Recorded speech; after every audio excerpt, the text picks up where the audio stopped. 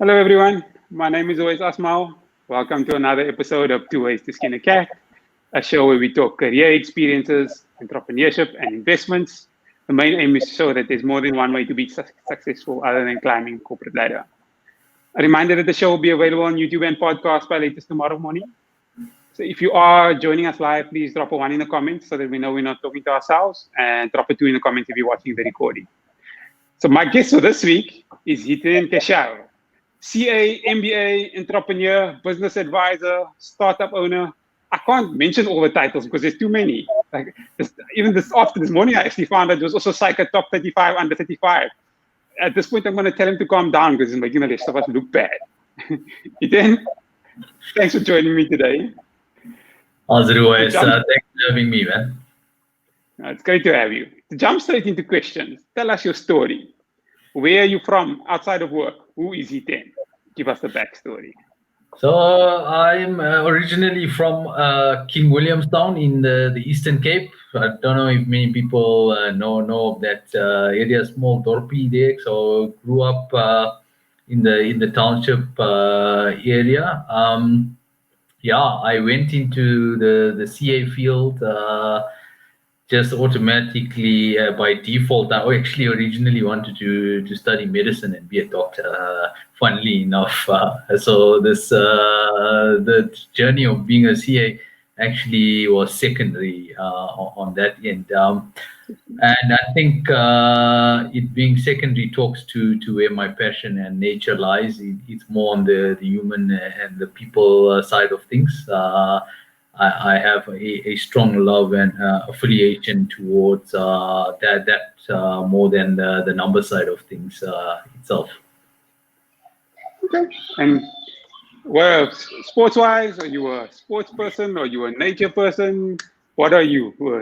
So from hobbies perspective, sports activities, golf is the prime one. And secondary to that, gardening. I actually enjoy. I have a love for flowers, roses in particular. I've got two dogs during lockdown, and they decided to destroy and mess my bloody garden up. So I had to rework that day. So if you ever want to learn patience in terms of growing a garden and reviving it, go and get yourself two dogs during a lockdown period, and you'll learn very quickly. That's interesting. So just jumping, like having a look at your profile, it looks like you've got a lot going on. Which one is your main hustle, and which one is your side, and which ones are your side hustles? Because it's very confusing if I just look at your profile. So look, I'm employed as a CFO at a business called PRP Solutions. However, the entrepreneurial spirit lies with me from family generation. So that goes back to grandparents and even great-grandparents having been in business. So I'm in the midst of launching 3 different startups in different sectors. One is already up and running on that end there. The other one will be an accelerator program that we're launching to support other startup businesses. So providing services to help them in the pre-revenue stage. So those on the call who are in the field of entrepreneurship and are looking for a helping hand, keep an eye out for that. And then the third one will be an e-commerce startup that I'll be launching to help support other small businesses with a multi-vendor marketplace. And we want to try and encourage and enhance the support of local businesses through consumer behavior and other businesses buying habits on that end there. So yeah, that's the side hustles that happened on top of the daily job. Many people ask how do you manage that time and that, and I think it's a matter of sacrifice on that end. People need to realize that there come sacrifices that are made either through time, through money that you earn on that end. In light of you wanting to follow what your passion and your goals are on that side there. So there are sacrifices there that come with me being able to do these additional activities as an example, better description to it on that end there. But you must be enjoying it, because otherwise you wouldn't put in all that extra time, surely. And then, then it doesn't feel as much like sacrifice if it's something that you put in, that you enjoy. Am I right? Certainly. So when I mean sacrifice, people look at your titles and deem automatically these high expectations out of one. However, you go down to the nitty gritty behind the work and the things that you actually do that allow you to enable you to follow your passion on that end there. It comes at those small prices. I just use the word sacrifice just so that people understand that there are things, a reality check behind everything that one does. Am I correct that you went a couple of months when you started getting involved in some of these startups? You went a couple of months without a salary. Firstly, how long and why? Yeah, so when I first got into business, it was 14 months without a salary. 14 months. Yeah. Well, 14. How did you have savings? How did you manage to get through that time? Thankfully, I had savings that I could flex on, and it helped me through that time period. But it's the reason why I do what I do today in terms of giving back to other people through the mentorship and through the accelerator program that I'm planning to launch soon. Purely through the mistakes and things that I did wrong. Those startups and individuals that are in business currently or plan to go into business, those are critical steps that one should be made aware of and alert to, so they could potentially avoid those potholes in the event that they come across them. From what it sounds like, startups are your passion. How did you manage to marry your passion and your work? So look, a lot of what I do, it ties back to value what you're wanting to provide. I don't work personally in a corporate environment.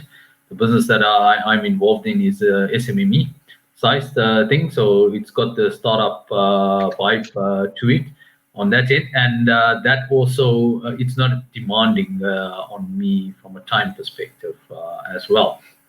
So what it does allow me then flex. It allows me to flex my time to spend it in the other areas that I enjoy, and that is working with other startups or other businesses that are in need of assistance where turnarounds are required on that end. Okay, no, that's great.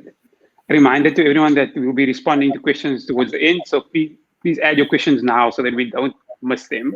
Especially if you've got some questions for Hiten. Then we start talking about let's continue on the startup train. We have some professionals here watching who are probably considering starting their own businesses or their own side hustles. What advice do you have for them for getting started? Look, if you're planning to get into any form of business, what I would solidly recommend: do your market research, do the groundwork to understand what problem it is you've identified and what problem you are potentially solving for your market. Is the interested parties who would accept your product or your service on that end there? And thirdly, how are you going to potentially acquire customers, and what's your go-to-market strategy? Those are three key fundamentals around it. And then the last one, and probably the most critical of it all, is what is your business model and how are you going to make money with that on that end? People forget about that. How are you going to make money? They think the sales are going to just fall from the sky. By board, they'll come. That's the one thing that nobody teaches you when you study to be a CA. Say how to get sales. So that's the thing that catches people, unfortunately. It is the biggest pitfall, and you go back to my first 14 months after articles. It was exactly that. I didn't have a business model in mind. I didn't have any understanding of market acquisition and a go-to-market strategy on that end there, and it was one of the fundamental reasons I failed badly on that end. I was also unfortunate I couldn't get a mentor or someone who could guide and help me through those difficult times, which also then ignited my drive to want to give back to other people, because I'm pretty sure there are tons and hundreds and tons of people out there who are experiencing similar potential stumbling blocks. And staying on startups again, funding is always an issue that comes up. It's always a conversational topic. What's been your experience of funding, and what advice do you have to people who are considering it, talking about it, thinking that they can get access to it? Look, grant funding, the reality is in South Africa, grant funding is very difficult to obtain. It's a lengthy process and often very cumbersome.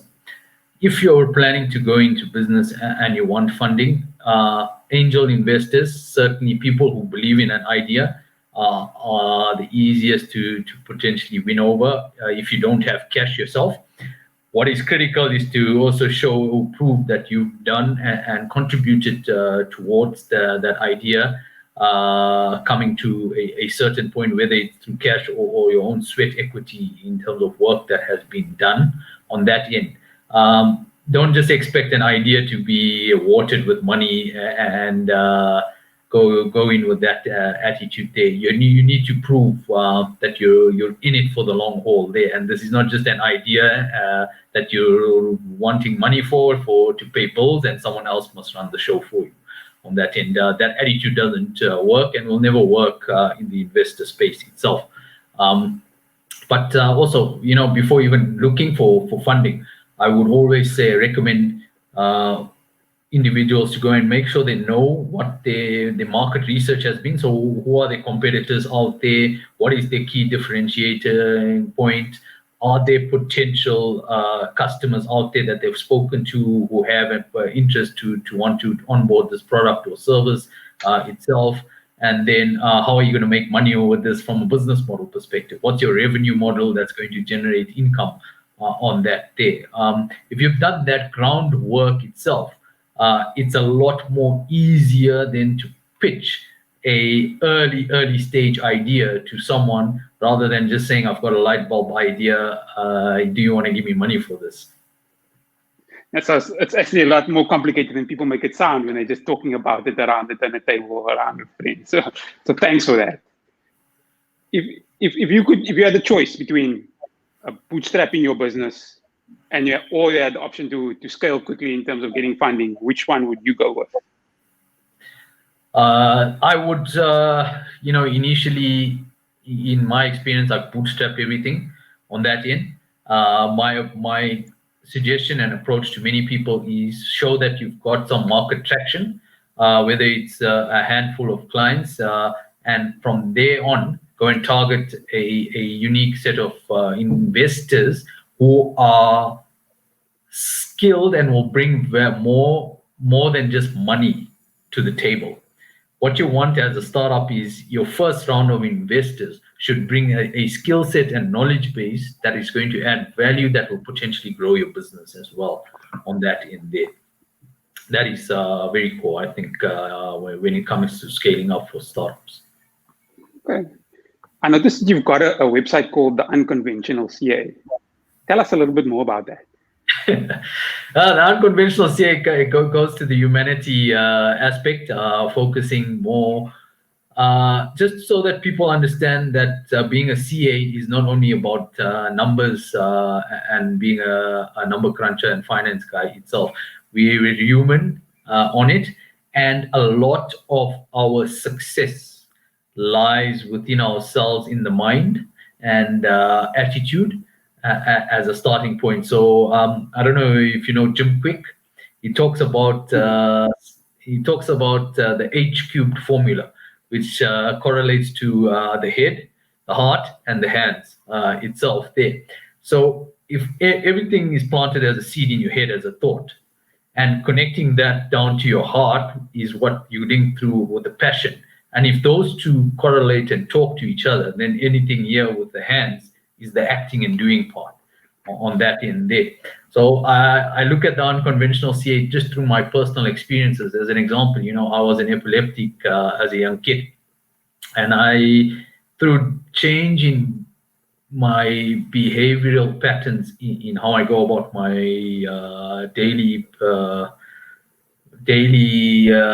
exercises through breathing, just conscious practice, journaling, self-conscious behavior on that end. I've managed to change my lifestyle on that and my successes. 14 months of difficulty is not easy for any given individual, but the reason to one succeeds is a matter of mindset and resilience on that end, to have self-belief. So yeah, the Unconventional CA is just purely a platform to support others and get them through the difficult times as part of my way of giving back to others. I like what you use about the unconvenient. People have this perception that you have to deal with numbers, or once you audit, you think, okay, that's all that's going to happen. You're going to be sitting with numbers. And my favorite story is the CEO of Woolworths South Africa. She's a chartered accountant, and her previous role was the head of HR of Woolworths. So I mean, she didn't see numbers for years. I mean, you don't deal in HR. You're not dealing with number crunching or anything like that. So people need to get that out of their mind that CA is just numbers. There's so much more, and there's so much more that you can do. You don't have to be stuck if you don't want it. If you like it, that's great, but you don't have to do that. Exactly. Sorry, yeah, exactly. And my passion is not numbers at all. It's just a secondary base of mine. My passion is the people side of things. Sitting and working closely with other individuals on that end in their businesses and in their own life. Let's go over to some questions. We've got a question here from Vincent. Quick one for you, Hiten. What do you think is the 3 most critical elements that's required for startups? 3 most critical, I would say, when as a startup, you need to have the right team in place. I don't recommend always going alone. There's nothing wrong in going alone, but having the right team with co-founders is often a good point when especially looking to raise funding, because investors when they see a diverse team base, that is crucial. Depending on what stage you are in your business, I think it's important that businesses identify what is their key differentiators to their potential competitors or the existing competitors that are out there. So identifying your value proposition is vital. And then the third aspect is scalability. How do you intend scaling through a period of the first 12 months and then the next 24 months on that basis there? In that space, it then gives you a short-term and a medium-term picture with growth. And scalability can be from anything from optimizing internal processes and efficiencies to raising funding to scale your business from a market reach perspective as well there. Last one thing to add to that, stakeholder parties. If you're in the startup phase and you're looking for investors, make sure that you connect and network with the right individuals out there. That when you're at the point that you're looking for money, you know who to reach out and you've built a relationship with. And nobody's going to give you money if they don't know you. Exactly. In terms of, we've gone through, doesn't look like there's any more questions. Do you have any last words or anything that you'd like to discuss or let the audience know? To all the CAs out there, just a word of encouragement for them is know your self-worth. We're all unique in our own ways, and we all have our own unique attributes and talents. As an example, my wife is a CA as well, but she and I are different in our offerings that we bring to the table. And I think every individual, I strongly encourage them to go and do some self understanding of who they are and what they bring to the table, and don't forget that in light of the bigger picture out there. Just a reminder to everyone that the show will be available on YouTube and podcast by latest tomorrow. If you're watching the recording on YouTube or podcast and you feel that it's added value to you, don't forget to like and subscribe so that you get automatically notified when the next episode comes out. The next episode will be coming out tomorrow, so it's rush week. We have a few big guns to talk to on top of Hiten, which is thank you so much, Hiten, for joining us and for adding value to the viewers. Thanks everybody for another episode of Tooways to Skin a Cat. Bye bye. Cheers, guys.